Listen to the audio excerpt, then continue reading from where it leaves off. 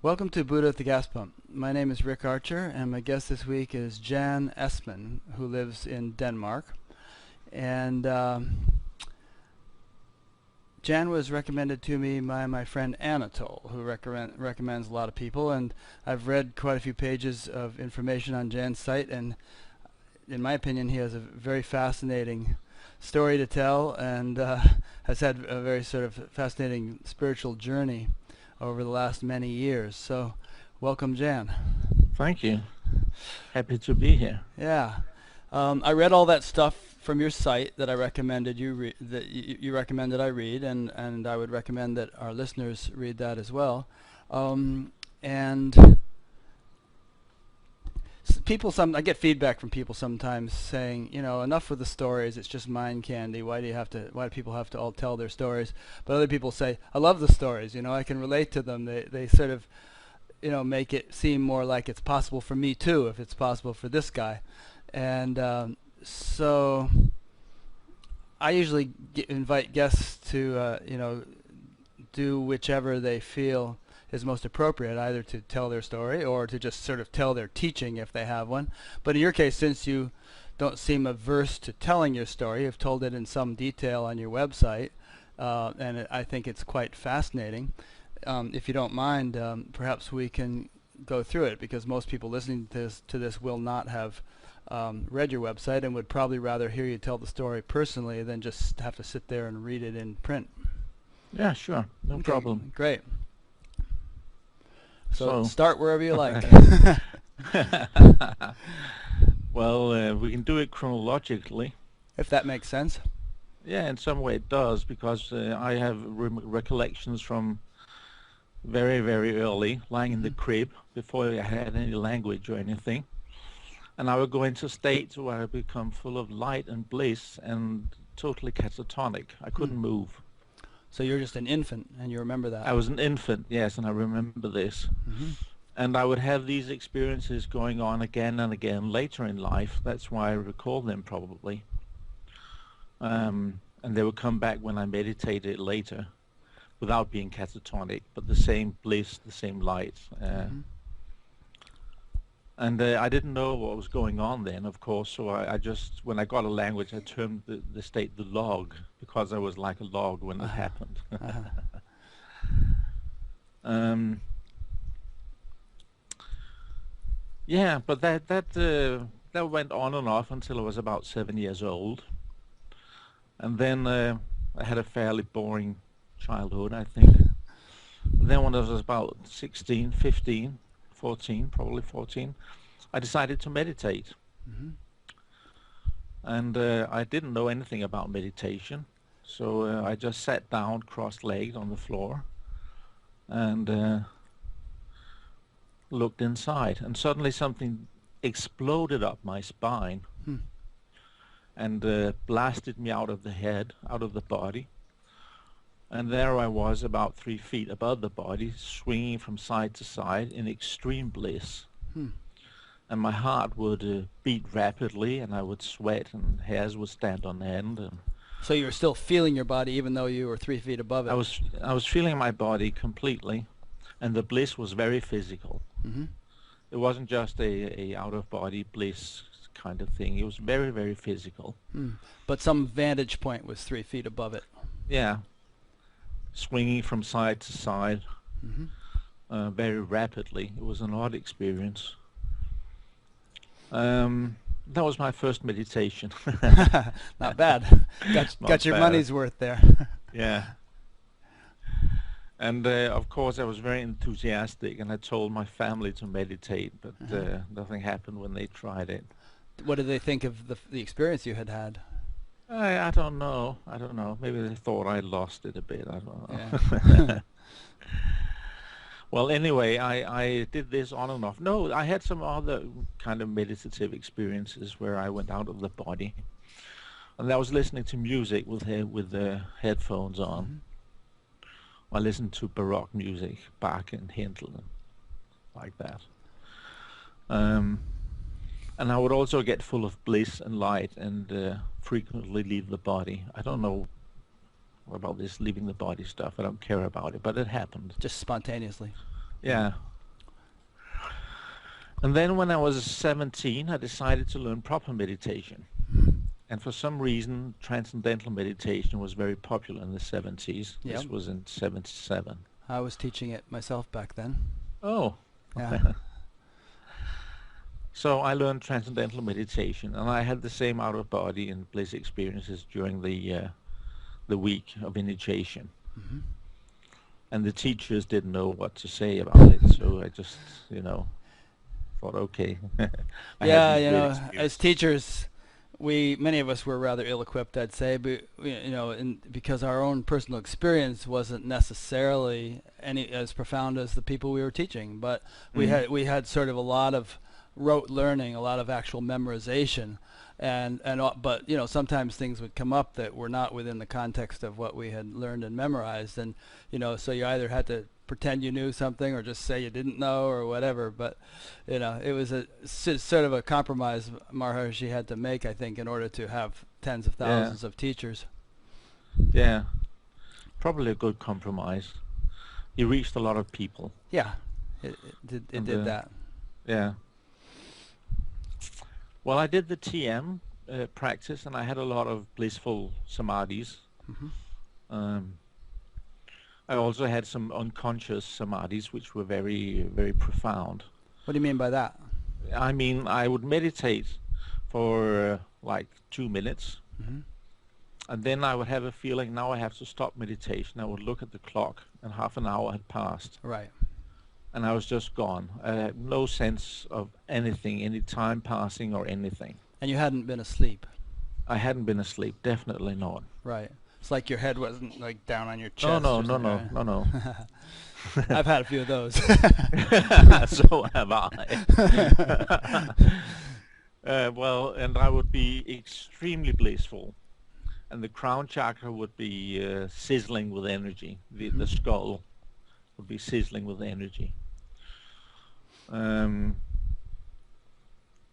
it was just, an experience, a good meditation in a long line of other good meditations. I've been very fortunate to have good meditations, I think, And with all these in good my life. meditations you were having, what was that doing to the rest of your day outside of meditation? Yeah, in the beginning, nothing. Hmm. But then I had a very, very special experience. I don't know if you've heard of the Blue Being. Have you read Muktananda? I read his books, yes. The Blue Pearl. The Blue Pearl, and there's a Blue Being Okay. inside the Blue Pearl. Okay. And I don't know what the Blue Pearl means, or Yeah, if it's he's the... the only one I've ever heard use that term. But I mean, Yeah, blue being is sometimes a term for Krishna. Krishna is said to be a blue. yeah, Uh, and Shiva. yeah, who knows? But Muktananda speaks of a Blue Being. Hmm. Okay. Anyway, I hadn't read Muktananda at the time, so it's probably not relevant. Okay. I was meditating, and for some reason I got an intense longing for God. Hmm. This is when I was 19. That's Doing about... doing TM still. I was doing TM still, then I suddenly stopped TM, and I was just full of this longing for God. Hmm. And for some reason I thought of God as Krishna. Okay. I had read a Hare Krishna book earlier, and probably that's why. So I was thinking about Krishna, and an eye appeared for my inner eye, an Hmm. eye. An eye, like an An eye. eye, Yeah. yeah, an eye like an eye Okay. before my inner vision. Hmm. And I looked at this eye, and I got extremely blissful, as usual, the usual intense bliss. And the center of the eye turned out to be blue, cyan blue, Hmm. very clear, like the blue sky. Right. And I had an intense feeling I had to look at this blue pearl, which it probably was, and enter it. And fortunately, I entered it. You And had I a went. choice. I could have said no, yes, Okay. definitely. But I went into this blue pearl and entered a space of infinite blue consciousness that was Hmm. infinitely blissful, infinitely pure being, pure awareness, everything you could desire as a meditator. And At this point, I can hear non-dualists saying, "Who is this I that entered it, yeah, and how does consciousness have a quality such as blue, and so on and so forth?" it's very mysterious. I don't know. Okay. I wish I could explain it, but I Yeah. don't know. Now Um, this is just as how I experienced it. Sure. Um, and I knew in this blueness that this was pure being. This was myself I was bathing in. So there was not a duality as such between the sense of beingness prior to an I and who I considered myself to be. You were in that this thing. beingness. I was that beingness. Yes. And somehow I was filled with this longing for God still. Mhm. And it So was so there was still a feeling then that God might be something separate from this yeah, beingness that you were. yeah, Okay, because there must have been that separation if there was a longing, right? I mean, yeah, otherwise, yeah. sure. And suddenly out of this blue pure beingness, space, whatever it was, Krishna appeared, or a blue being appeared, or it Hmm. was Shiva, I don't know. I was later told by Swami it was Shiva, and Hmm. that's probably true. Did it look like the posters? It did. He did. Really? Really? Like river coming out of his head and all that No, stuff? no, And no, his no, no, trident no, and... no, no. Blue, two arms, Uh-huh. like this. Uh-huh. So a being just presented himself like that. Yes, Yeah. yes. And I surrendered completely to this being, and then I went unconscious. Hmm. Uh, Surrendered meaning just sort of a sense of submission or thy will be done kind of thing? yes, but more intense than that. Mhm. My whole being was full of this longing for God, and Uh-huh. suddenly God was there. Uh-huh. So I completely Merged? merged, Okay. merged, Good. exactly merged. I don't know how this merging came along. It just happened, and I went Uh-huh. unconscious. Huh. And then I don't know for how long it lasted. It could have been 30 seconds, it could have been 10 minutes, 15 minutes, I don't know. But when I opened my eyes, I had wild kriyas. Kriyas are spontaneous movements caused by Kundalini. Yeah. I've And I had would have, some myself. yeah, I would have wild electric spasms in the body and would be jerking around. Mm-hmm. And that lasted for a couple of hours. Hmm. And my body was on fire, literally on fire. Well, virtually on fire. Vir- Literally means there were actually flames Yeah, coming off of sorry, it. so virtually. Yeah, virtually. Yeah. Um, and the beautiful thing was suddenly I saw God in everything. Hmm. So it wasn't just an internal vision thing. It was actually something that transformed my perception of the world and my sense of who I was.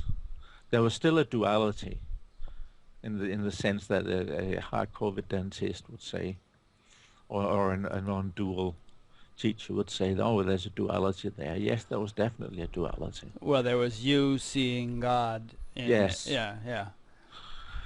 But And it what, was what would you say?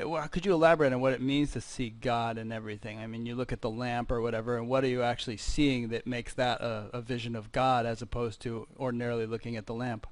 you see as something transcendental, immanent in the lamp. Uh-huh. You see a pure being, not a being as a person, but you see pure being, your own pure being, Like pure existence or... pure existence, Mm-hmm. which is infinite love and infinite bliss and infinite kindness and compassion. Huh. And you see that existing within everything around you. Everything is just soaked with that, huh? Everything is soaked with it, permeated with it. So you see the lamppost, but you also see something else, and your heart overflows with love for it. Does it have an intelligence quality also? Yeah, Feeling of just sort of saturated with intelligence? Or? yeah. Okay. Not intelligence in a Not in an intellectual sense, but no. no. Like it's conscious, it's awareness, it's Right. yeah, As if everything is sentient. Like you look at a rock and Yes. it's as if the rock isn't just a dead rock. It's like pure life. yeah. I'm not trying to put words in your mouth. I'm just trying to drag out every little nuance of this that we can, you know? Yeah. Good. All right. You're right on. And I was in that state for 6 months, Mm. totally intense for 6 months, 24/7, as they say. 24/7, yes. Okay. Um, and then it faded out somewhat, but it generally lasted a couple of years. And I And let me became, just ask, what happened during sleep during those 6 months when you were fast asleep at night? Was it just a blackout, or was there some kind of continuum of that, of something? no, it wasn't witnessing. I mean, that's what you're asking for. It wasn't that. Yeah, that came later. Okay, good. But at this point, sleep was just regular sleep, unconscious Okay. regular sleep. I became a TM fanatic after this because somehow I ascribed this to the transcendental meditation, Uh-huh. and I hadn't been doing TM. I've been doing something else, but I ascribed it to TM and became Oh. very enthusiastic about that. Why did you ascribe it to TM if you had been doing something else? I don't know. It was just context within which it happened, and I needed something to I needed a peg to hang it on, sort of. Okay. I It may have. couldn't I'm just sure TM was involved. I mean, you did a bunch of TM, so it must have yeah had an influence, you know? yeah. Yeah. Then I did the TM-CD program, Okay. and during that we had an interview with Maharishi, and I had a chance to ask Maharishi about this blue being On the telephone or something? on the telephone. Yes, and I had Okay. a TM teacher ask on my behalf, Mm-hmm. and he simply ignored it. He didn't want to answer Yeah. it. But it mystified me. I was very puzzled about what this blue being was and what had happened to me. And Now, the blue being had happened 6 months beforehand or something, but was it something that was still a fact, an element of your experience, or? the God consciousness was still going on Right. in a milder degree. That went on for 2 or 3 years, and then it stopped. But not so much the blue being aspect of it, though. No. That's just what triggered it. Aha, that was like the initial. Yeah. Yeah. Okay. But I wanted to know what this blue being was, or who it was, or what had happened, and why it had happened to me. I mean, I was only just a teenager when it happened. Yeah. Um, but nobody could answer. I Mhm. still want an answer. If anybody has the answer, I'd be happy to hear. Had you stumbled across the Muktananda books by that time? Yeah, by that time I stumbled. No, that was only a couple of years later, actually. Mm. After I read his autobiography, Play of Consciousness. Play of Consciousness, Yeah. yes, and was happy to read about the experience with the blue being. Mm-hmm. But still, I didn't know what to think of it, what to do with it. It was just something that awakened energy and pure being, and this immense bliss and love within me. But it faded out, and then I became very depressed. And now we're in 1982. And how old are you now? Now I mean, I'm no, then I mean. then 23. Okay, 23. Yeah, in 83 I'm 23. Okay. So I decided I needed a guru. Uh-huh. And I stumbled upon a guru called Guru Rajananda Yogi. Mm-hmm. And he was a very interesting guru because he was very worldly. Hmm. And yet he was apparently enlightened. He would go into samadhi every Wednesday evening on his courses, and people would just sit and meditate on him, and that would be a very interesting experience. He was worldly in the sense of what? Married, has a. He was married, he had a job, he had, a normal life. He Uh-huh. would drink alcohol, eat meat. Mm-hmm. Just a regular guy, but he was enlightened. Or at least so everyone thought. So Maybe. everyone thought. Yeah. And somehow you were attracted to him. I was attracted to him. Mm-hmm. And I didn't discuss the blue being with him. I haven't discussed that with anybody. Hmm. But I had a very interesting experience I should probably tell about on one of the meditation weeks with Guru Rajananda. And he was a very interesting guru because he was very worldly. And yet he was apparently enlightened. He would go into samadhi every Wednesday evening on his courses, and people would just sit and meditate on him, and that would be a very interesting experience. So everyone thought. I didn't discuss the blue being with him. I discussed that with anybody. But we were setting his table. I was doing kitchen work, Seva. And in the dining room, I was setting the plates, and I got overwhelmed with an urge to meditate. Mhm. So I pulled out a chair and sat down, and then I lost consciousness. And when I woke up, or whatever we should call it, the table was set, so I guess 10, 15 minutes had passed. And I was, as usual, immensely blissful, but something else was happening. I cried and cried and cried, like I had had tremendous release Mhm. of something. Something had simply vanished from me. I don't know what. But I was crying, and I just wanted to see my guru and talk to him about it. So I stumbled to his room and knocked on the door and came in. And he calmed me down, which was quite a job. And he asked me what my name was. And I couldn't answer. I didn't know. It was just pure being, without a name, without a form, without anything. Absolutely pure, in the sense of nothing that could limit it or contract it in any way. So I said I couldn't remember my name. Then he asked how old I was. And I didn't know either. I couldn't answer that. So I thought, well, this nice guru is asking about how old I am. So I thought maybe if I count the years backwards until I was born, I might get some sensible answer, which would be sort of approximate. So I remembered back, but I didn't stop at my birth. I went back and stumbled into a previous life, and then a previous life, and a previous life, etc. And were all those previous lives just as sort of vivid to you as this one? Absolutely. Huh. But it was in glimpses, it was flashes, so not... Right. Yeah. Yeah. So, like, I, what were some of them, just out of curiosity? the previous life I was in India. I Uh-huh. started as a Swami in the Ramakrishna Vivekananda order, Mm-hmm. and then I went into politics Hmm. for the independence of India. Hmm. And yeah, I should have kept on meditating probably.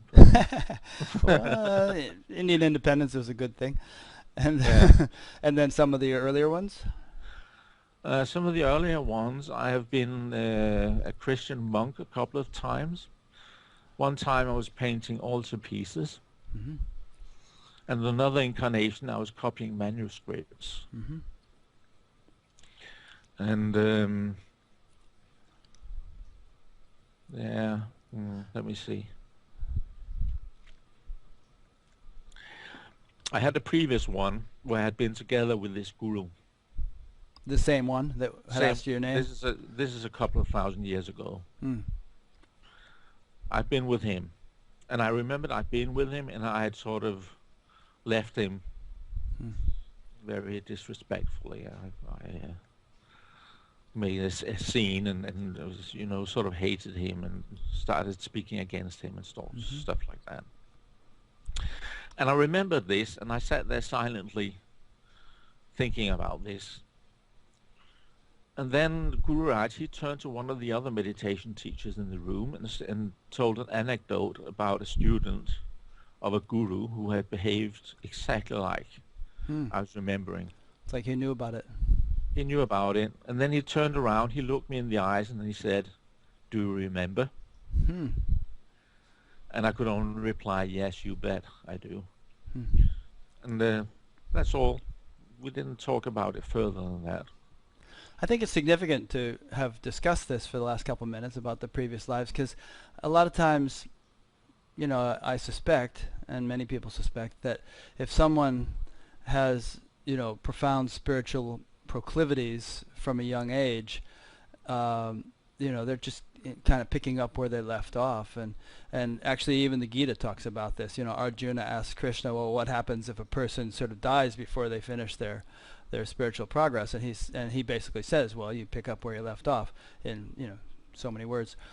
And my wife actually asks me about that too sometimes. She always says, I'm curious to know, if this person or that person you interview had anything significant as a young child, that sort of predicted that this stuff would blossom for them later on, and it commonly has happened. And but I think, if you believe in reincarnation, which for me is kind of a matter of fact, then it goes way back before that, and you've built up a momentum over many lives, which has resulted in what the somewhat extraordinary nature of this one. Yeah, Yeah. I agree.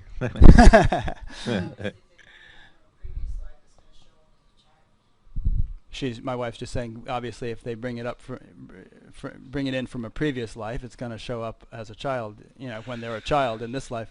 Yes, and I had some interesting episodes as a child. Mm-hmm. I was, I think, 3 or 4 years old, and suddenly one day I told my mother that she was not my mother. Mm. And she asked me, "What do you mean?" And I said, "My mother wears," I didn't have the word sari, but I described a sari and said she lived in a country that was warmer than this. I lived in England at the time. I grew up in England until I was 7. Mm-hmm. And then she became angry because I was speaking nonsense in her eyes. And at another time, I was sitting with my father reading comic strips. And there was a Yogi Bear comic strip where he was with a Swami. And I told my father, "This Swami, that was me. That was how I was before I came here." And I said that. And he, of course, again said, "What on earth are you talking about?" And I said, "That's what I was before I came here, before this." And he couldn't comprehend that, so I just shut up. I mentioned this in the last interview I just did, but I saw a cartoon the other day where this young boy and an old man were sitting together on a couch, and the young boy said to the old man, "I didn't believe in reincarnation either when I was your age." I don't get it. Well, in other words, when I was your age, he's just a young boy. How could he have been the age of the old man? But what he's saying is, when I was an old man in some previous life, I didn't believe in reincarnation. Now I do. As a young boy, maybe I remember past lives or something. Yeah. Well, where were we? Well, you were with that guru, and you had this. Yes, he asked you right. to count back your age, and you had this recollection of a whole string of past lives. At that point, I lost identification with Jan. With what? With Jan. Oh, with Jan. You pronounce it Jan? Is that the way you pronounce it? Jan is the Danish way of pronouncing it. Okay. We can say Jan. Jan is okay. Sure. All identification went away. I mean, I couldn't even remember my name.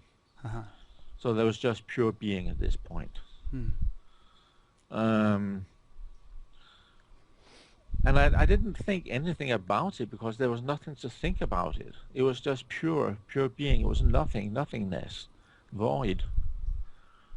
So there was no sense of elation about having achieved anything or anything like that. It was just, here I am and I'm nothing. There's nothing.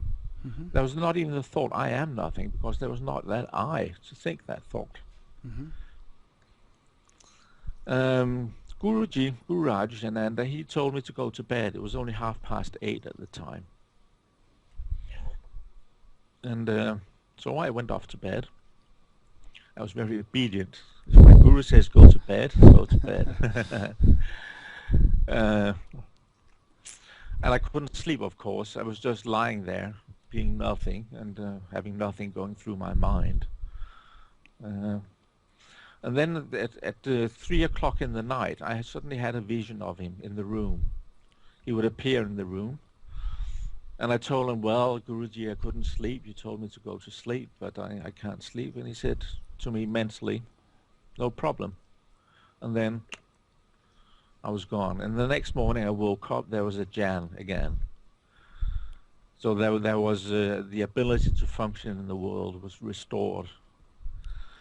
So when there was no sense of Jan, you felt like you couldn't really function?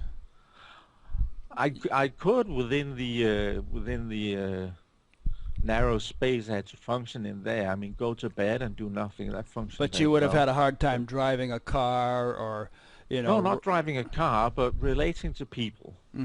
Okay. how can you relate to people if there's no name and there's no personality and there's nothing going on for you in that Hmm. sense? Yeah. Um, I would just have been a very spaced out, wacko kind of guy if he hadn't restored some sense of identity for me. Yeah. Um, Well, another way of putting it is you had had a significant shift, but it wasn't integrated, right? yeah, you can say that. It wasn't integrated. I guess so. But then again, the shift was such that there was nothing to integrate it in. There was nothing. Hmm. There was only the self, nothing else. And there was nothing to integrate or integrate it into at that point. It was so extreme and so radical and so absolute that you can't talk about integrating it in anything. No. When I say integrate, I kind of mean learn how to function, Yeah. you know, in a new state. I mean, sometimes people become quite dysfunctional for a while when they undergo a kind of a radical shift, and it takes a while to learn how to sort of do things again. Like Eckhart Tolle, Byron Katie, you know, well-known teachers like that, they had these radical shifts, and it took months, if not years, before they could sort of behave normally again. I would have had a very difficult time behaving if Guruji hadn't done something during the night for me. Yeah. Well, this happened, and then there's some very tough years in my life. Um, I became depressed. Hmm. Guruji died a couple of years later, so I left him, and I didn't know where to go. And my meditation was basically to follow how Kundalini worked in me. The Shakti was, of course, very intense. Hmm. Had been so since the out-of-body experience in my first meditation with the blue being and so forth. So at this point, I simply meditated by observing how the Shakti would work in me, or in the body, rather. But you were depressed. I was depressed. I was experiencing bliss and meditation, but there was a depression. Interesting paradox. Yes, very, very. It almost seems like the two of them couldn't coexist. Yeah. But nevertheless, I felt there was no reason to live. Life was totally without any content of any sort. There was no reason to live at all. It's not that I had dark moods. It was just this sense of total meaninglessness that Mm. permeated everything. Yeah, and it wasn't sort of, it didn't go in waves. It was sort of this consistent underlying sense of meaninglessness. Yeah. Yeah. And I experimented with various therapies, psychoanalysis, body work, various stuff, and nothing helped, of course. Let me see, where are we in my story? Now we're What? about 1986. Yeah, you're observing the Kundalini when you meditate, and there's Yeah, this continuum of meaninglessness at the same time. So it's bliss and meaninglessness together. yes. And there's more than that, because at this point I observed that I had become contagious. If people meditated with me, they would catch on. The Shakti Uh-huh. would catch on in them. Right. This is, of course, called Shaktipat. Right. And that would begin here. This has blossomed later to a full-blown ability I've got. Hmm. But at this point, it would happen randomly. I would meditate with people, and I would think lovingly about them. Hmm. And suddenly, in meditation, they would start shaking and crying, and I would ask them afterwards what happened. And they say they experienced this fantastic love and bliss, and they had no idea how it came about. And I could just say, well, I was in that state, and apparently it was contagious. Hmm. And it didn't happen just once or twice. It happened so many times. There was no doubt about it being contagious. It wasn't random, like they just had a good meditation. It was there was a connection. Were you leading a little group or something? Is that why you were meditating with other people? Yeah, I began having a group because of this. I thought this was interesting, so I had a group for my sake and others' sake, Hmm. so I could study the phenomena and they could hopefully benefit from it. Okay. And that worked very well. Most of them got their Kundalini going. Hmm. I still had to learn how to do it. It was sort of, it might happen, it might not happen. Do it meaning Shaktipat. trigger it in other people, you mean? Trigger it, yeah, trigger Yeah. it. So it wouldn't happen if you just sat passively and just engaged in your own experience. There would have to be an intention to enliven it in the others. Sometimes it would happen spontaneously, but mostly there had to be an intention to do it. Okay. So I got some training in what kind of intention was, what kind of intention you could have while you were in this deep meditation that was necessary to give the Shaktipat. Who trained you? Nobody. Oh, I just in trained your myself. own experimentation. Yeah. Yes. Okay.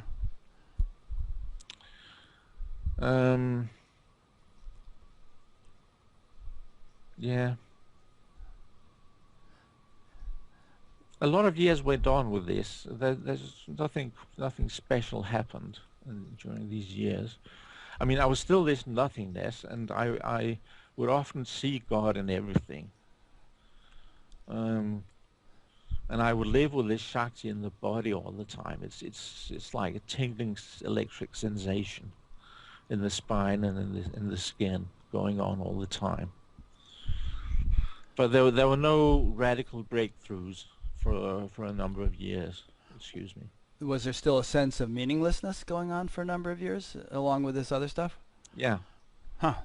So it's just a condition you were in for quite some time. Yes, like 15 years. Whoa, that's a long time, yeah.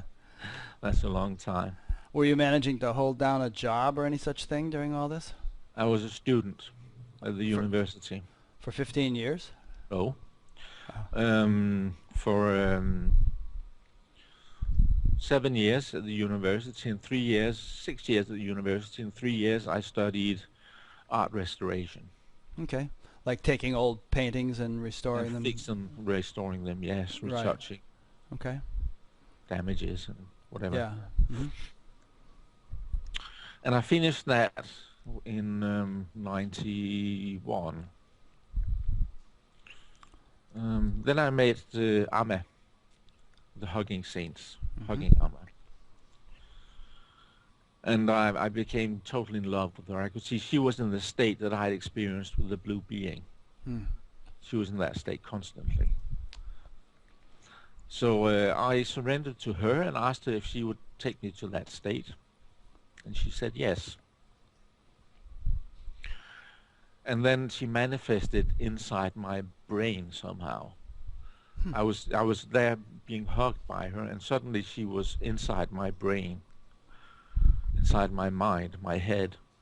And then she stopped her chanting of ma, ma, ma, ma, ma, ma, ma, like she does. Mm-hmm.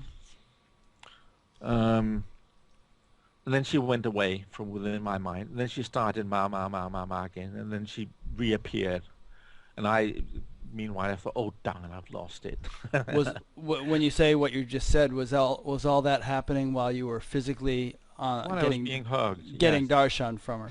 Yeah. Okay, good. And then for the second time, we connected somehow. And I don't know what benefit has come from that, but we connected. And that was very important for me to have this connection established with someone in this state. What do you mean for the second time you connected? You mean... First time, she appeared inside my mind and we didn't connect. And then she went away and then she came back again and we connected. All during one single darshan, you're saying? One single darshan. Okay, yeah. so somehow she appeared. So it must have been a fairly long darshan. It was in the early 90s, and Yeah, and we were like only 5 minutes or something. It was a long darshan and there was only 500 people there. Now Yeah. that's thousands. Right.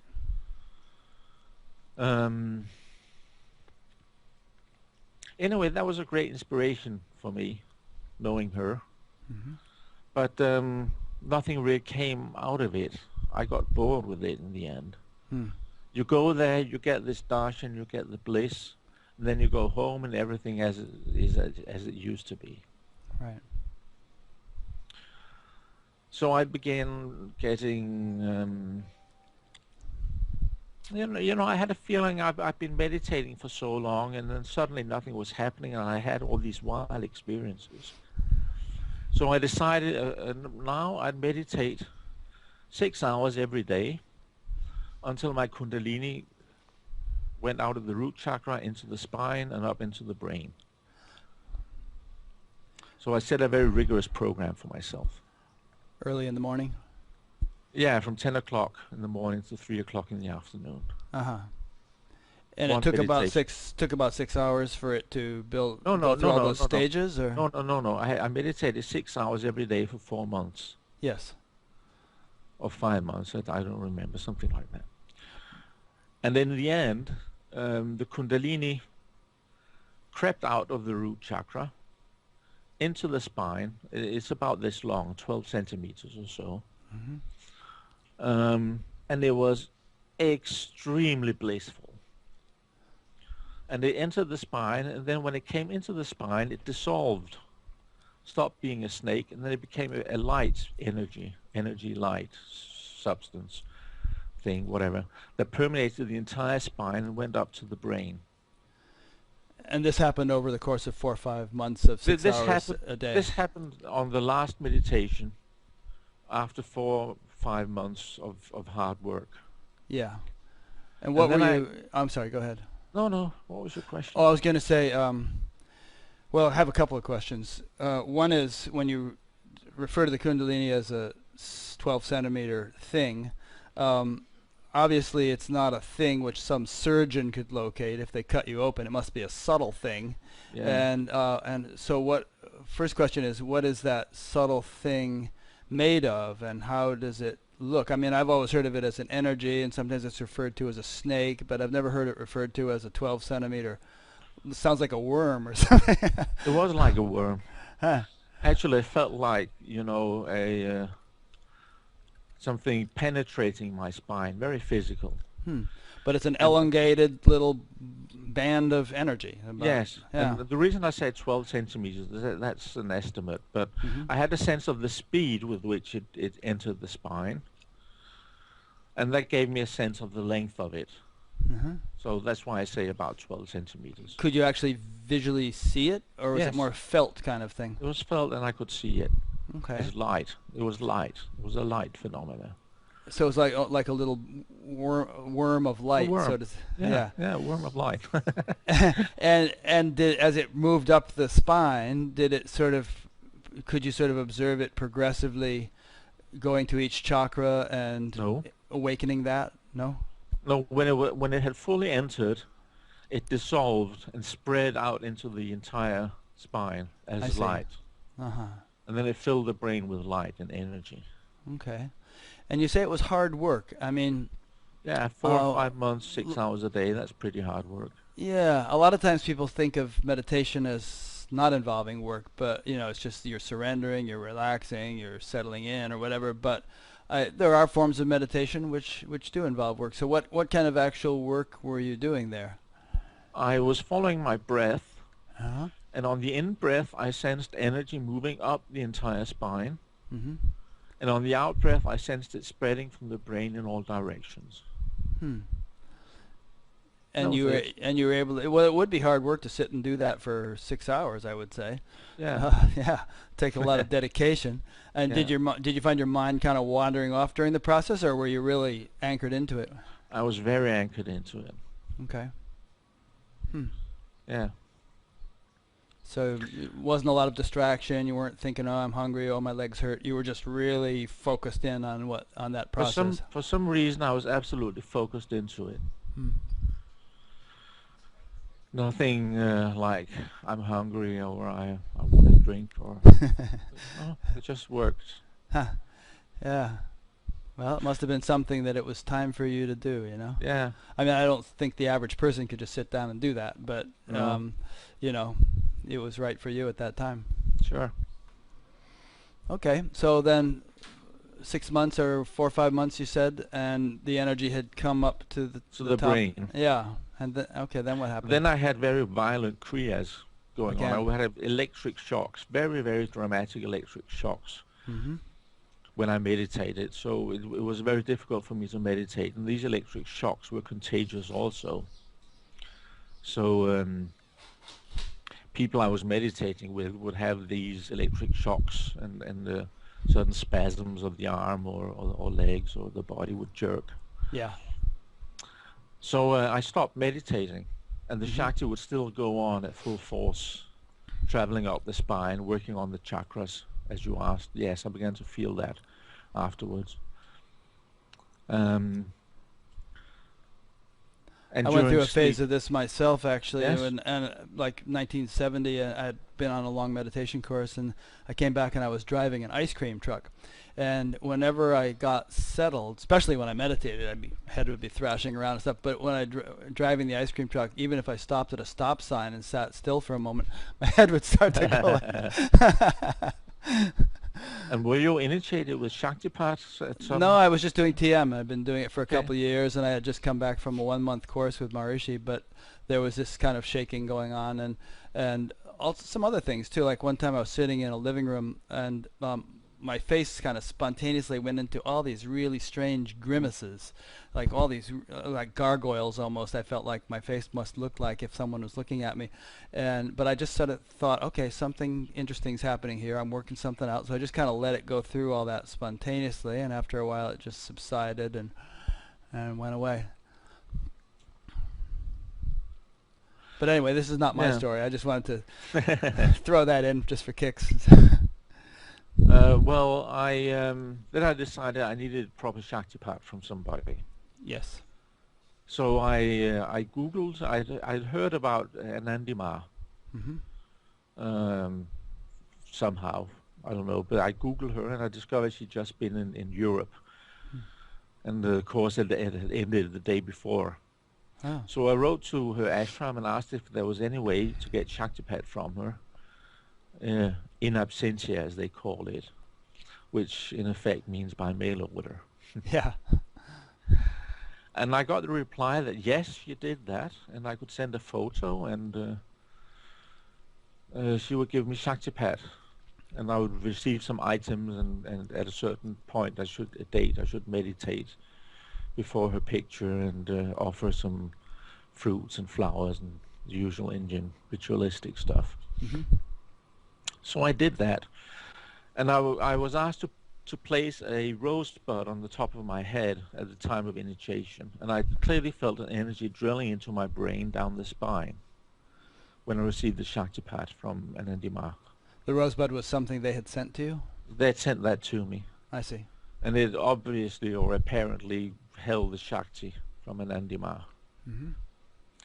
And that solved my spasms, and I could meditate again. Oh, Yeah. interesting. So then Yeah. you just sat still after that. I could sit still and I could meditate, and I did that regularly, morning and evening again Hmm. after that. Hmm. And now we're in 2002. Okay. We've jumped some years. They were boring. So we Yeah, boring and depressing. Was the Um, depression over at that point then also? yeah, yes, it was fairly over at this time. Good. And I was having bliss in the body.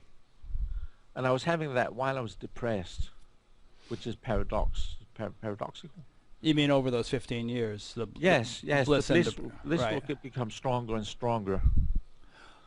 Was it possibly that the bliss was more on the physical level and the depression was more on the emotional level? Something like that? The depression was in the mind Oh. and the emotional level, and the bliss is definitely it's in the body. It's very physical, but it's of course transcendental awareness, Subtle. consciousness, Yeah.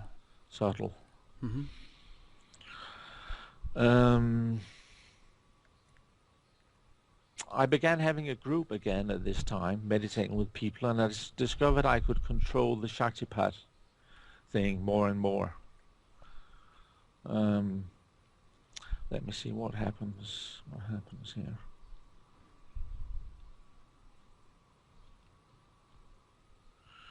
Nothing special happens actually, except I have these groups, and I find out I can transmit this bliss to other people more and more. Even now, you mean? No, no, in 2006. 2006. Okay, we're up No, to no, six. now I can do it whenever I want to. I see. Yeah. Um, and then 2002, and then in 2006, I heard about something called Gyanvidi. Have you heard of that? Only from reading your thing, and I've heard those words before, but not that specific, not with that specific Yeah, reference. no. It's a very peculiar initiation that some Indians give. One Indian person, he's the third generation in this lineage. And the initiation is for self-realization. Hmm. And it's done by the guru. The master says a sentence, a teaching about the self, like the self is pure bliss. He says it in Gujarati and sometimes in English, but you don't understand anything if it's in Gujarati. And then you're asked to repeat the sentence. So he says the Oh, self, Gyanvidi. This is Deepak Bai, right? Deepak Bai, yes. Yes, I'm familiar with that. I have a friend who's also the daughter of a very old friend who lives in that ashram, and she gave me a DVD of it a little while ago, which I've watched some of. Yeah, okay, so I'm more familiar with that than I realized. Okay. Okay.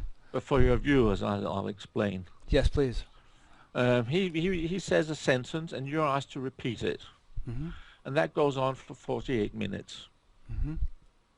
And then that's the end of the ceremony. And for some it works wonders, and for a lot of people nothing really happens for some reason. And what is the sentence? It could be the self is pure bliss, the self is pure being. So for 48 minutes, he would say that, you would repeat it back and forth, back Yeah, and he would forth. say different teachings, different sentences. Ah, almost like a Christian thing where they say something and then you repeat it, and in church, you know. Yeah. Yeah. Okay. But what happened to me was remarkable. During the ceremony, the original founder of this tradition is called Dadashri. Right. And when I was doing the ceremony, he appeared from my inner eye, like this. Mhm. Excuse me. Nothing. And I felt a tremendous surge of energy within me, rising up and up to the brain. And the brain, the chakra, the crown chakra, like 1,000 little bubbles would explode. Gradually, gradually, gradually, slowly, slowly, slowly, until it was open all the way down here. Mhm. And And for those who are just listening in audio, I'll just want to describe the gesture you just made. You just covered came down from the top of your head all the way down to your eyebrows and all the way around the Yes. head. You know, like a hat that would fit just over your eyebrows.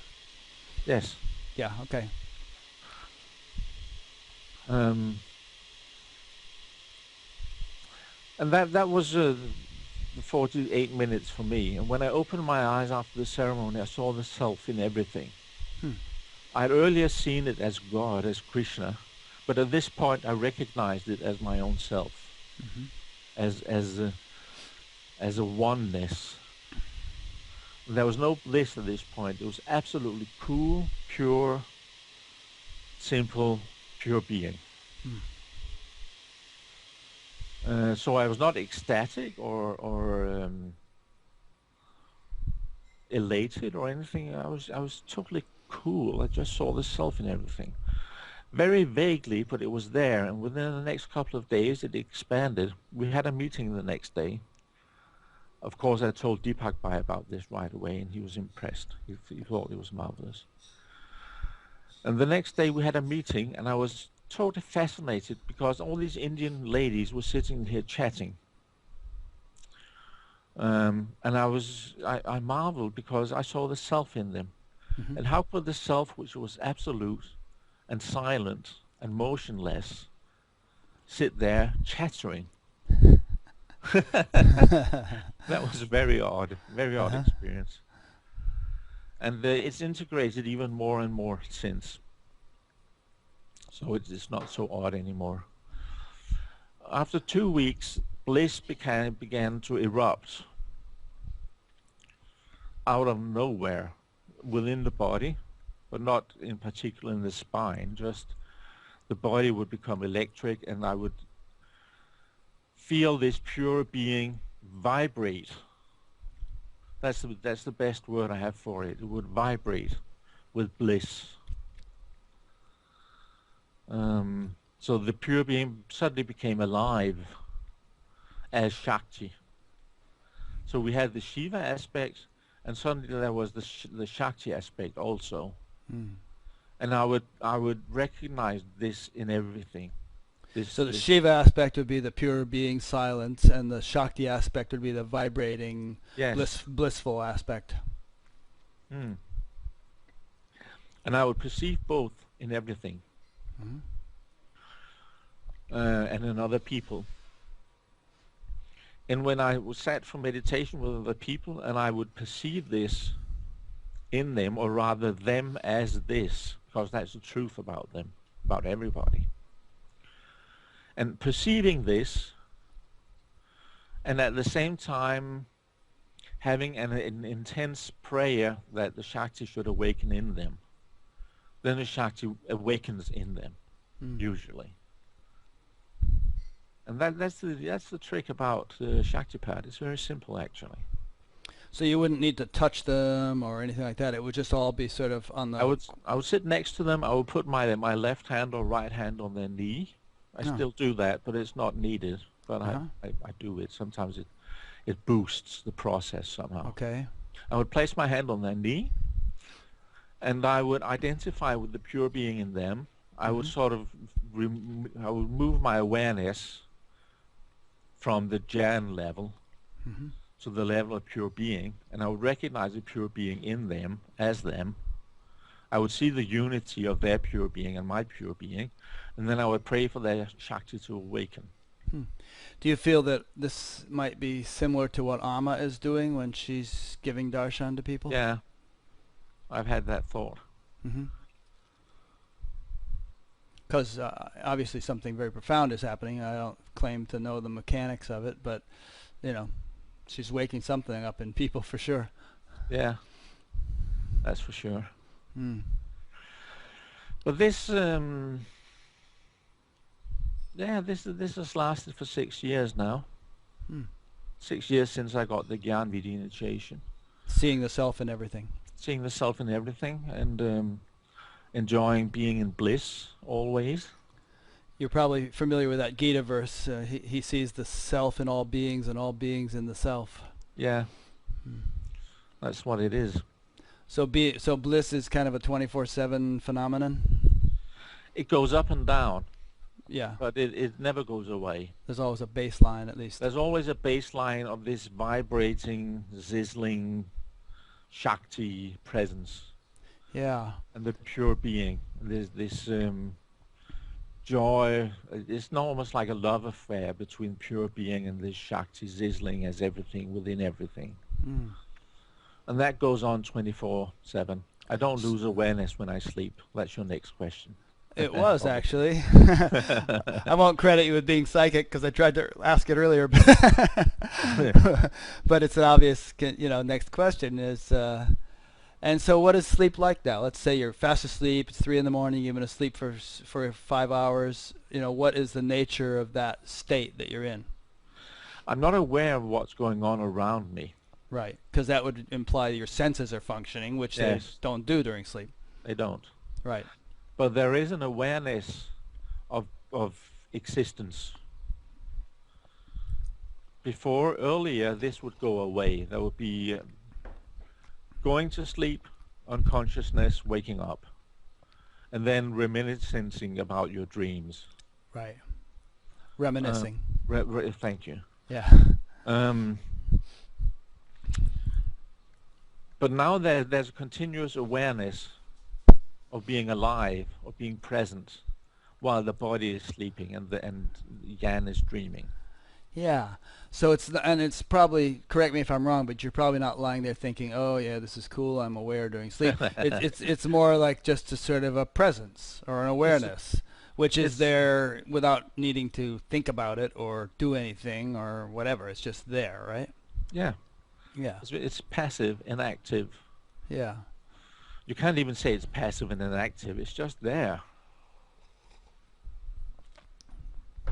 I have a friend who was born in Finland, actually, not far from you, and he's older than I am, in his mid-60s, and he's been in this state since he was about 11 years old. He says he hasn't lost consciousness since he was about 11. Wow. Wow.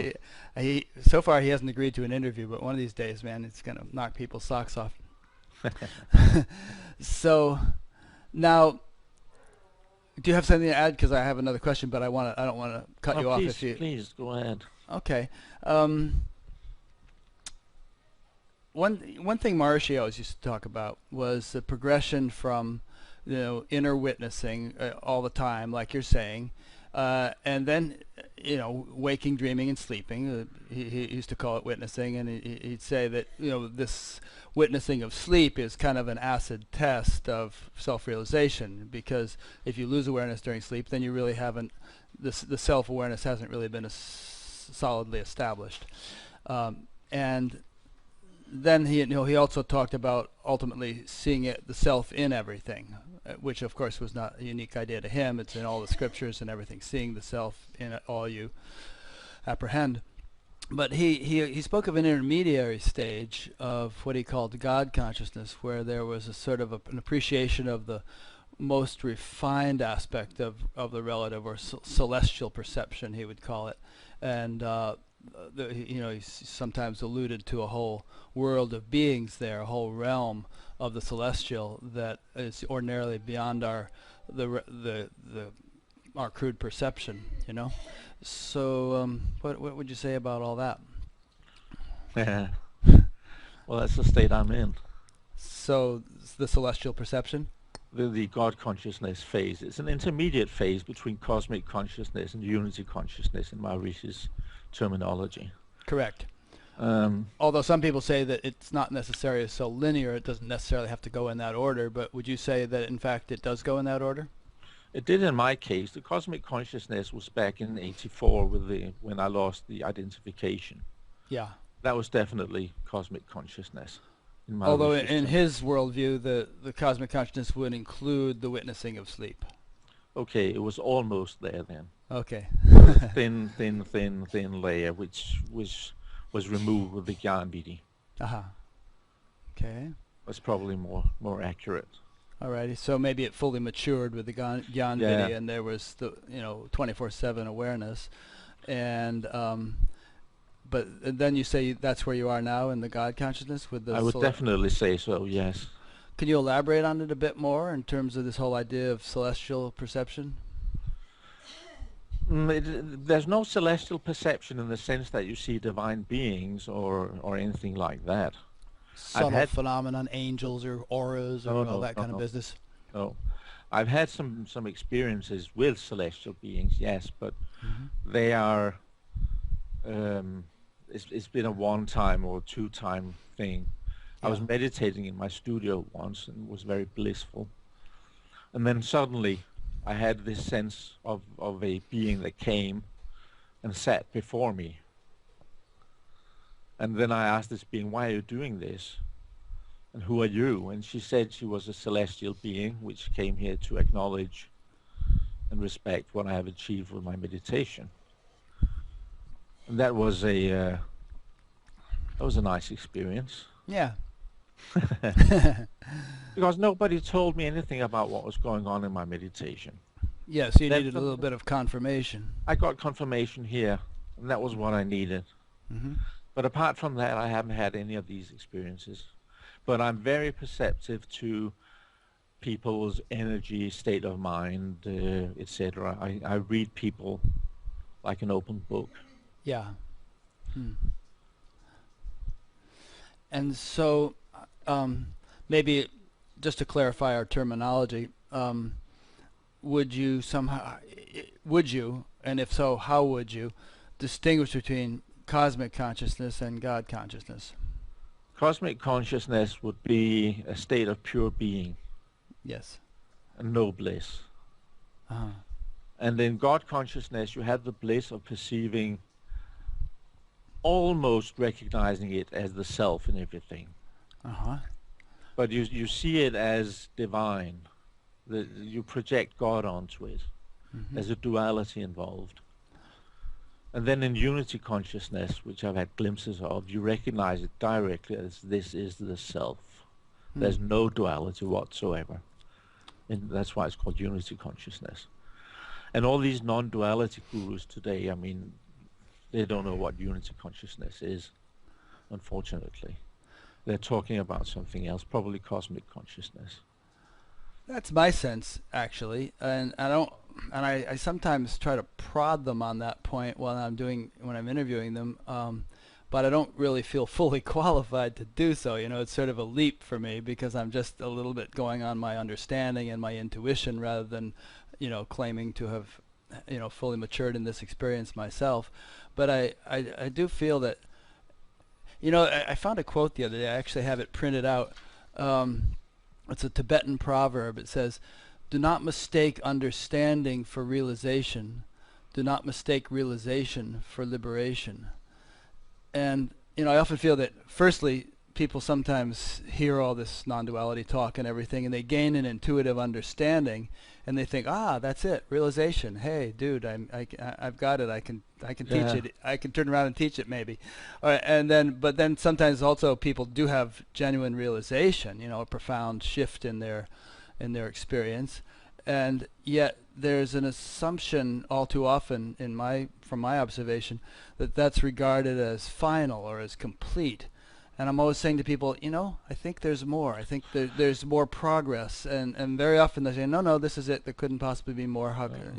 The whole idea of progress requires you to be a seeker. And if you're a seeker, then you're not satisfied with what is, and so on and so forth. And I sometimes feel a little bit ill-equipped to kind of get in there and provide a little bit deeper understanding. I'm not. I think you're right. It's right on. Um, Realization and liberation is definitely not the same. I mean, I've had so many realizations without being liberated during the Decades. progress of my life, as I explained. Yeah. And I don't know when liberation comes. That's probably unity consciousness in its fullness.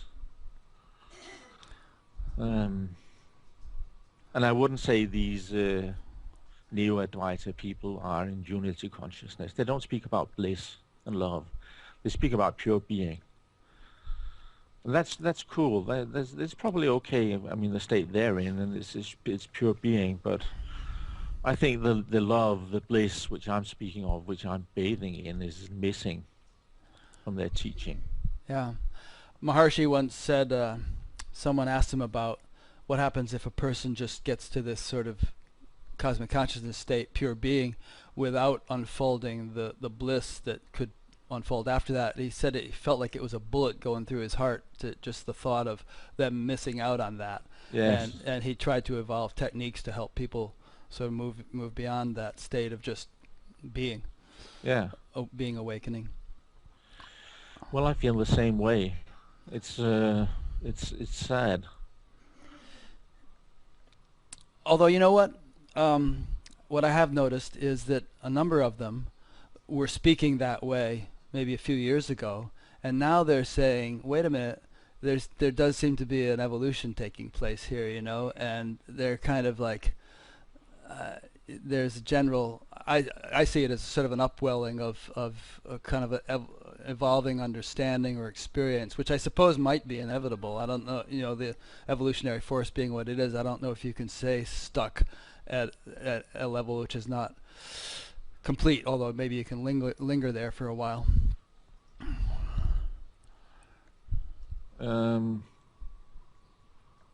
If what? I'm saying, I'm noticing just in surveying the landscape of spiritual teachers and what they're saying, that many of them do seem to be moving beyond what they said initially, even though initially they might have been saying there's nothing more than this. They're beginning to realize that there's a maturation that can take place and is taking place in them. Well, that's fantastic if it is. I'm not aware of that. Yeah. But then again, I'm not aware of too much going on. I stick to my own business. I'll send you some references if I come across them. Yeah, please do. Yeah. So in your own case then, you say you feel like you've you're kind of established at the God consciousness stage, as we've defined it, with glimpses of unity. Perhaps you could elaborate a bit on the nature of these glimpses and what you might expect the full maturation of that will be when the glimpses become more permanent and complete. Well, there's another thing going on in this case. That is, you get an intense love relationship to what I would call the Divine Mother, Huh. and You you think begin everyone would at this stage? sorry? You think everyone would at this I stage? don't know. I don't know. I could say I do. That would probably be better. Okay. But I sense that at this point in my progress, there's come this intense love affair with the Divine Mother, and everything is experienced as Mother's grace. Perhaps No you could matter, give us a better understanding of what the Divine Mother is. I don't know. You don't know, but there's just a feeling that there is a Divine Mother, and you Yeah, well, love that. it's more than a feeling. It's so physical. I mean, regular sex is nothing compared to this. It's extremely physical, and it's extremely emotional, and it's your mind is involved in it, but your mind is totally clear. There's no fogginess. So you're not dreaming or anything. You're not making this up. This is a factual. This is real. You know that. And the only way you can describe it is intense, intense, intense love. Hmm. And what you're in love with is you project this Divine Mother onto it. I mean, somebody else would project something else probably. Yeah, like some people in India, for instance, they're Krishna devotees, or they're Ganesh devotees, or Shiva devotees, or Yeah. whatever, and maybe. I'm a Shakti devotee, so I Uh-huh. project Divine Mother onto it. Okay. But then this is of course still God consciousness. It's But what? then I'm sorry. God consciousness, because you're projecting an image of God onto it. Uh-huh. It's not unity consciousness at this point. So it's an aspect or a flavor of God consciousness.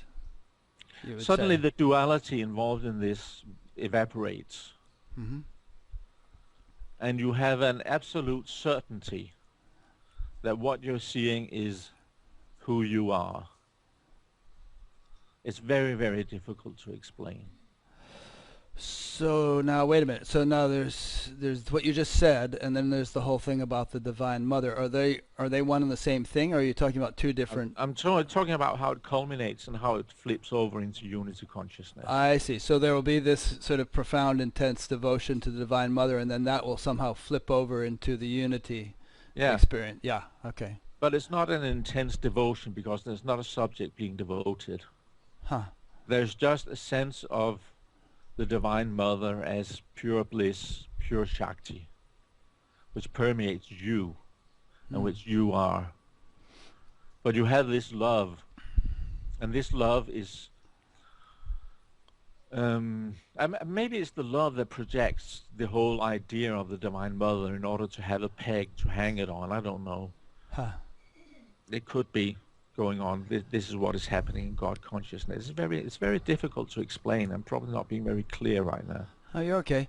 There's you know who Shankara was, obviously, right? The great Advaita sage, founder of Advaita, really, a couple thousand years ago. There was a saying from him that the intellect imagines duality for the sake of devotion. That's what I'm trying to say.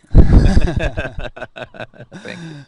Yeah, and you just said as well that duality sort of dissolves into a unity. You know, so it seems to like vacillate. You know, between this devotion and then unity. Yeah. Yeah. And what I realize is that I am this grace, this Mother's grace. There's no duality. So initially, it explodes into this intense grace, love. I call it love bliss. But you realize there's no duality between you and it. And when you have that understanding, you can give Shaktipat like that. It's as easy as handing somebody an orange or an apple or whatever. Mm-hmm. And so, as this understanding has matured in you, or this experience has matured in you, have you noticed a more profound impact on the people? Yeah, Yeah. it's much stronger and much deeper. Huh. And how are some of them doing in terms of their? Well, they get. I don't initiate so many. It's my friends and their friends and friends, etc. Close circle. Yeah, it's close circle. But they get, the usual. They get kriyas, dramatic kriyas. Some of them have, and experience fire up the spine and states of bliss, and you know. Do you feel like for many of them it sort of kickstarts their Definitely. spiritual growth, and then they kind of keep that momentum going on their own? Yeah, definitely. That's what it Yeah. is, and that's how they would describe it if they were to give me feedback. They would say it was a tremendous kickstart. Right. And do some of them experience the phenomenon that you referred to earlier with Amma, where after a while it gets a little old, just sort of going and seeing this person and having your energy enlivened, then going away again, having it diminish? Or No, Huh? it's awakened something in them which keeps going. Yeah, yeah. So it's not connected to me. The initial meeting and the Shaktapet meeting is, of course, connected to me. And the first couple of sessions is still connected to me. Hmm.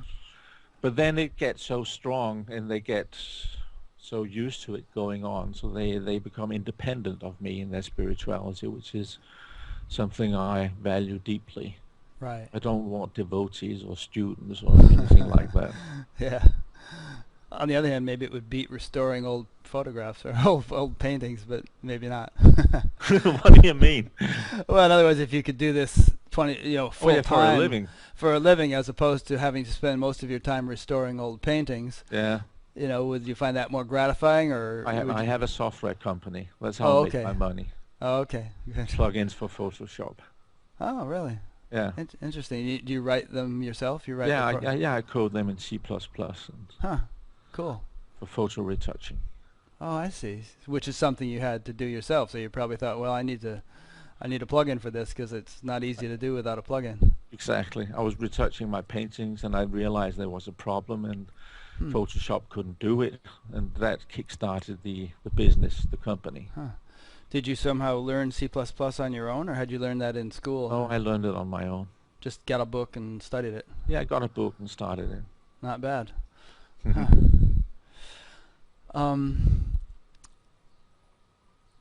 Oh, I just suddenly ran out of questions. That's a rarity.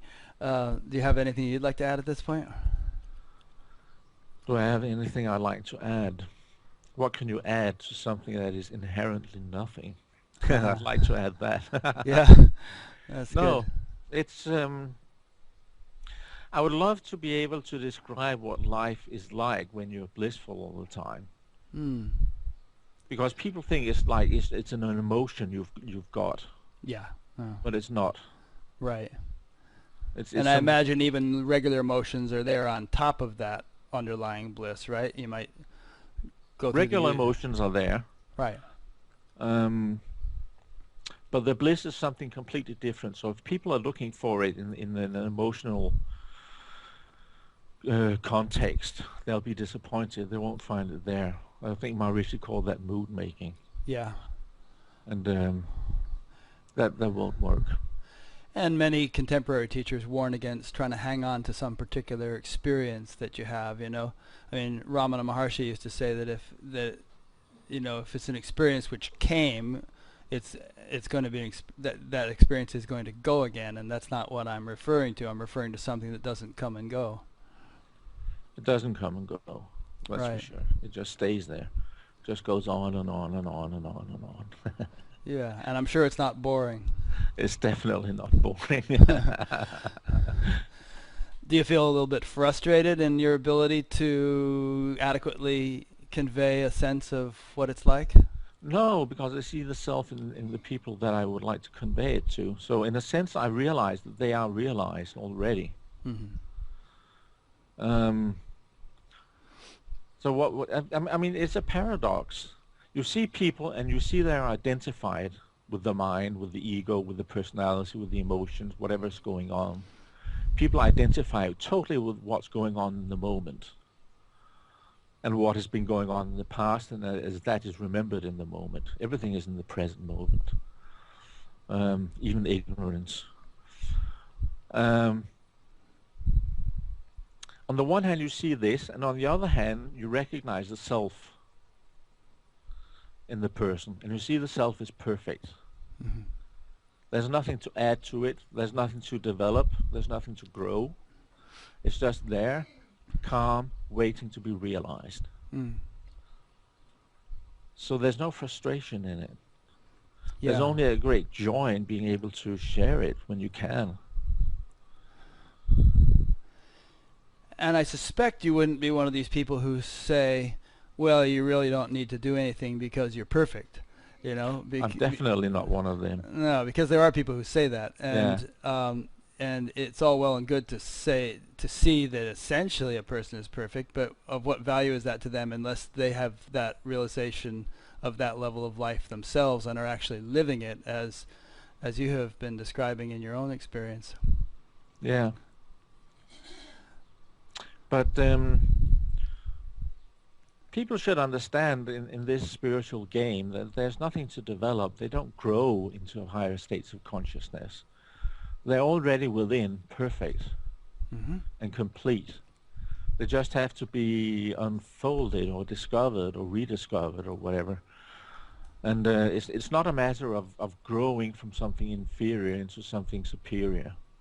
That's a completely wrong notion of spirituality. If you want to get to these states of being. That's one misconception I often encounter when I work with people. I read a quote from Ramana Maharshi the other day, and he said there are no levels of awareness, but there are levels of experience. Yeah. In other words, awareness is what it is, but there could be a great range of levels of experience of that, and degrees of appreciation or realization of that. Yeah, that's how it is. Yeah. I think there's a lot of times in some teachings there is a confusion of levels. You know what I mean? It's like the teacher or the speaker sees from his level of experience that maybe everybody's perfect and there are no levels of awareness and so on and so forth. And then he offers that description of his experience as a prescription to people, and in a way it's sort of discouraged them from actually pursuing in a diligent way the unfoldment of their experience, because it sort of tends to lull them into a sense of complacency that, it's all, there's nothing to gain, it's all just, the self and yada yada. In cosmic consciousness, in the pure being state, you can very easily imagine that there's nothing more than this. Because you have this state which negates everything. Right. And you definitely have this, not this, neti attitude to everything. And therefore, in this state, you might not want to work with Kundalini, for example. Because people in this state would say, oh, Kundalini is just an experience. Right. It's a phenomena.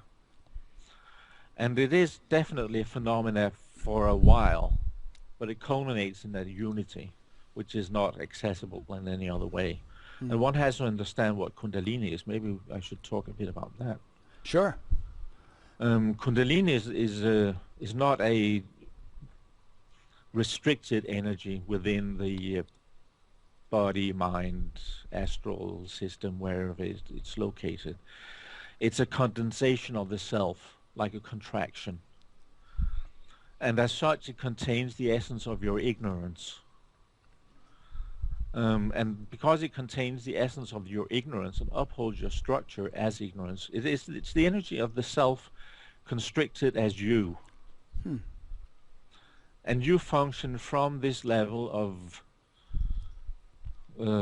where Kundalini has descended to, so to speak. And Kundalini can then rise up or send energy. It doesn't rise, but it sends energy up to the chakras. So you function on more level than the lowest. But the level of contraction of Kundalini defines your level of consciousness. So as Kundalini begins to unfold, this contraction evaporates or dissolves. And at one point it returns back to the pure being, which happens in the brain when the crown chakra opens. And because Kundalini is contracted awareness, individualized awareness, I-ness, is a contraction of everything that you are. It contains the essence of your ignorance and at the same time the essence of your potential realization. Kundalini is, because of this knowledge Kundalini has of your ignorance, the source which can unfold your ignorance and give you enlightenment. You follow me? I think so. I think I got about 90% of that. Okay. So, yeah, when the Kundalini has totally risen up to the head, Yeah. has it become completely unconstricted? Yeah. So there's no longer any contraction of No. it. And so this, I think the way you said it, it sort of contains your ignorance in its contracted state. So then when it's completely unconstricted, your ignorance has completely dissipated. Yeah, and the Kundalini snake goes away. It dissolves into pure being. So there is no more Kundalini phenomenon No, once it's completed its course. Yeah, it goes away. Huh. Sometimes teachers warn against any sort of intentional manipulation of Kundalini or attempt to raise it because they say, you know, it can get you into trouble, you can go crazy, you know, it can get misdirected and cause all kinds of health problems and what not. In fact, I have a couple of people whom I've interviewed who had profound Kundalini awakenings, and one of them almost died because she was going through so much. Her body was down to like 70 or 80 pounds, and you know she couldn't eat or anything. Eventually, she worked through that. So, what would you say as a cautionary note? I don't really have much to say. Mm-hmm. I can say my progress has been fortunate. And my impression of Kundalini is that it's entirely benign. It is entirely benign. Yeah, So, what about all these people getting into trouble? I don't know. Uh-huh. Honestly, I'm being completely honest with you right now. I don't Yeah. know. My experience is not like that. I Right. had periods with intense kriyas, Yeah. but I understood it as a transformational phase I had to go through. Yeah. And I know, of course, there are these two nadis, Ida and Pingala, on each side of the Sushumna and the spine. Right. And Gopi Krishna is the classic example of somebody who had Kundalini rise up up through one of the side channels. I think it was Ida Uh-huh. or Pingala, never mind. It was one of them. And do you know his story? Gopi No, I Krishna? don't. Never heard of it. No, he's a classic example of a Kundalini awakening that goes wrong. Oh. And he Contemporary or a long time ago? it was in the 60s, I think, or Okay. 70s. And he nearly died from it. Mm-hmm. But his solution was to meditate and visualize Kundalini entering the spine. Mm-hmm. And when he got it into the spine, it was a flow of bliss like the one I've described. Mm. And he ends by saying that Kundalini is the greatest blessing that can happen to somebody, the Kundalini awakening. Even though he almost died from a misdirected Kundalini awakening. Huh. There's a group here in the United States in Tennessee that I forget what their tradition is, some Indian teacher, but their whole purpose is to help people whose kundalinis are misdirected redirect them properly. And Yeah. a number of people I know have gone to that and say they've gotten good results. I've had a number of people come to me that have problems with Kundalini, and they get Shaktipat, and it tends to solve the problems. Huh. Do you ever do Shaktipat remotely, like over Skype or anything, or do you really need to be with the person? So the next question is, could I do it now? Oh, yeah, if you want. I don't want to disrupt the interview, but No, you know, in general. I've had success with it sometimes over Messenger Yeah. and on the phone, Mm-hmm. regularly on the phone. Right. And Because like but- you yourself got that initiation from the Indian lady from afar, you know? Yeah, but I haven't experimented with that, Uh-huh. so I don't know. Maybe I could. Maybe I don't know. I haven't. Okay. But over the phone that works very well, Yeah. and the messenger has worked also, but not as Messenger, you mean like video thing like Skype? no the Microsoft Network, Yeah, MS Messenger. yeah, Yeah. MS Messenger. Yeah. And in terms of your own continuing progress, since you know you say you're just sort of having glimpses of unity, and you know, how do you see that as going? I mean, how if you look back a year ago, you know, how much is there much contrast from then to now, and you know, you would anticipate equal degree of contrast a year from now, and so on. Is there a sense of continual unfoldment or development or clarification, or however you'd like to put it? There is. And I would say that definitely what I try to describe as Mother's grace is becoming more intense. Divine Mother's grace. Divine Mother's grace is becoming more and more present in my life. Mm-hmm. And the bliss which I experienced for 6 years is somehow receding and being replaced by this intense unity with Mother, Hmm.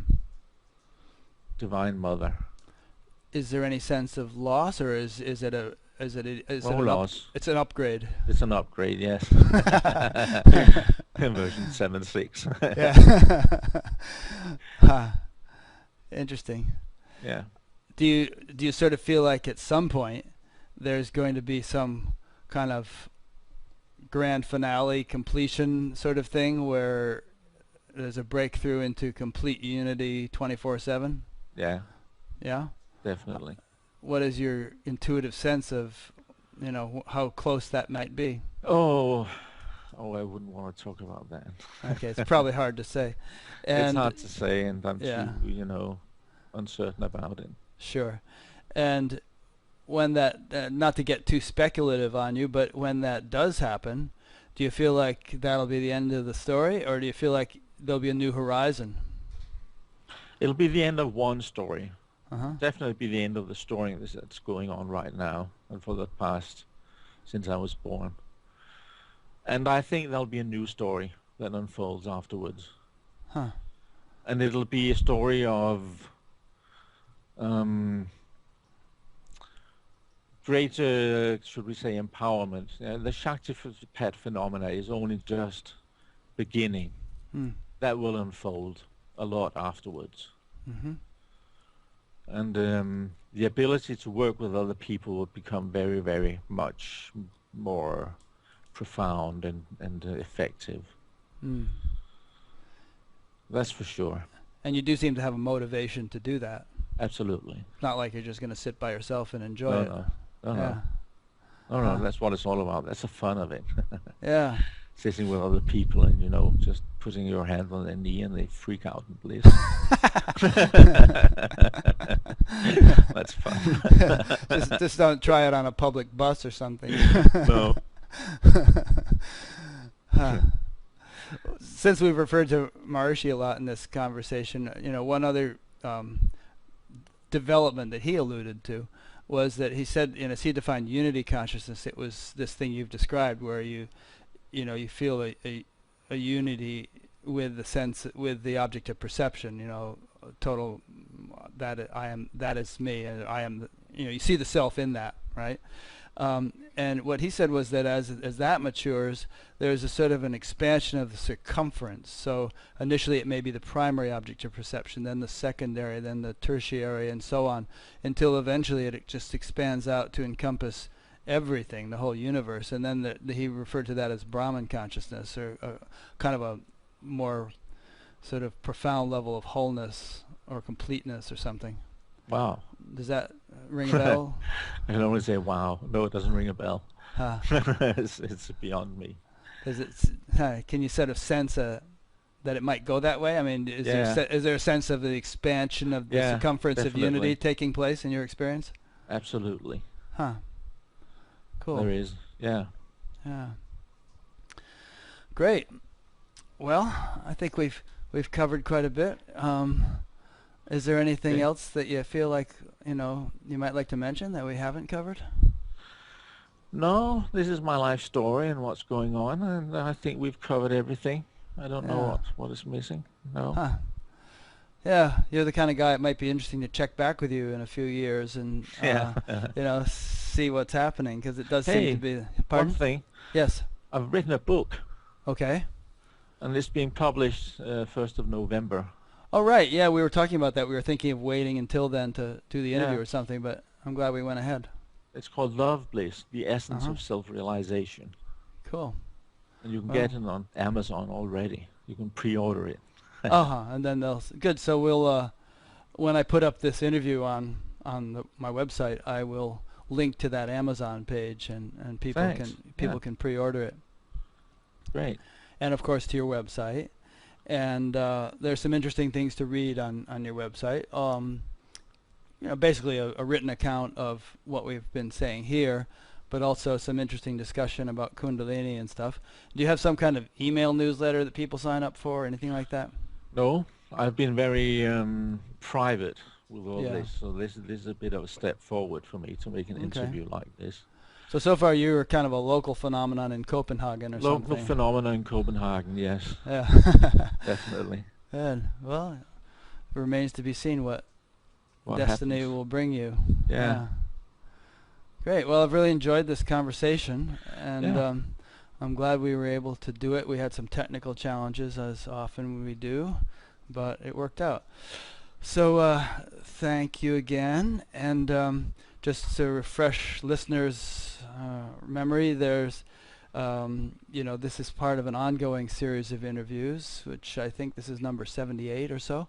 And if you go to batgap.com, BATGAP, which is an acronym for Buddha at the Gas Pump, you'll see them all, and you can sign up for an email newsletter to be notified each time a new one is put online.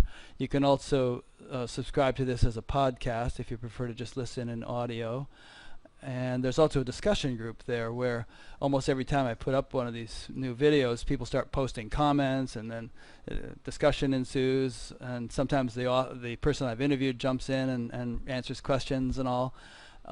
So I'll notify you, Jen, if anybody starts posting Please like do. that. Yeah, you might want to hop in there and make a Yeah, few comments. sure. Good. So thanks. And thanks to our listeners, our viewers, and we will see you next time. I think my next one, I'm often wrong when I announce the next one because things change, but I think it's going to be Benigno Massaro, who is a very bright young Dutch fellow, about 22 years old. And I'll be talking to him next week.